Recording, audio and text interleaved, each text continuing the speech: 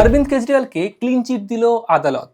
গোটা মামলাটাই নাকি অনুমানের ভিত্তিতে তৈরি করা হয়েছিল। 2021-এ দিল্লি সরকার নতুন আবগারি নীতি বা মদের নীতি তৈরি করে। অভিযোগ ওঠে ওই নতুন পলিসিতে নাকি সরকারের 2026 কোটি টাকার ক্ষতি হয়েছে, কারণ সরকার ট্যাক্স পাচ্ছিল না। এই নতুন নীতির কারণে মদ ব্যবসায়ীদের পকেটে টাকা যাচ্ছিল, আর তার জন্য নাকি 100 কোটি টাকার ঘুষ নিয়েছিল আম আদমি পার্টি। সিবিআই ও ইডি তদন্ত শুরু করে এই দুর্নীতির মাস্টারমাইন্ড অরবিন্দ কেজরিওয়াল, মনীষ সিসোদিয়া সহ মোট 23 জনের বিরুদ্ধে। পরে দিল্লি ভোটের আগে সিটিং মুখ্যমন্ত্রী কেজরিওয়ালকে গ্রেপ্তার করা হয়, যা ভারতের রাজনীতিতে একটা নজিরবিহীন ঘটনা ছিল। পরে সুপ্রিম কোর্ট তাকে জামিন দিয়েছিল, কিন্তু এবার এই মামলায় আদালত কেজরিওয়ালকে বেকসুর খালাস করে দিল। আদালতের মতে এই মামলা কোনো প্রমাণের ভিত্তিতে নয়, গোটাটাই কল্পনার ভিত্তিতে শুরু করা হয়েছিল। এমনকি এই মামলায় যে অফিসার তদন্ত করছিল এখন তার বিরুদ্ধেই তদন্ত করার কথা বলছেন। এই রায়ের পর কেজরিওয়াল নিজেকে কট্টর ইমানদার বলেছেন।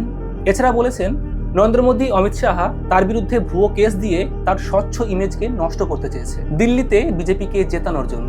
এবং গত বছর বিধানসভা ভোটে এই মামলাই ছিল দিল্লির সবথেকে বড় ইস্যু। এমনকি এই মামলার কারণে কেজরিওয়াল নিজে এবং তার দল হেরে গেছে, কিন্তু এখন দেখা যাচ্ছে তিনি নির্দোষ। অভিযোগ, বিজেপি কেন্দ্রীয় এজেন্সিগুলোকে কাজে লাগিয়ে এই মামলা সাজিয়েছিল। এখন সিবিআই এই রায়কে চ্যালেঞ্জ করে হাইকোর্টে গেছে।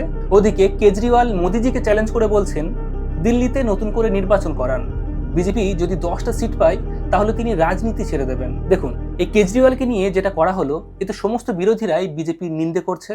কিন্তু একটা কথা রয়েছে যে রাজনীতিতে অনৈতিক বলে কিছু হয় না, এটাকে কৌশল বলা হয়।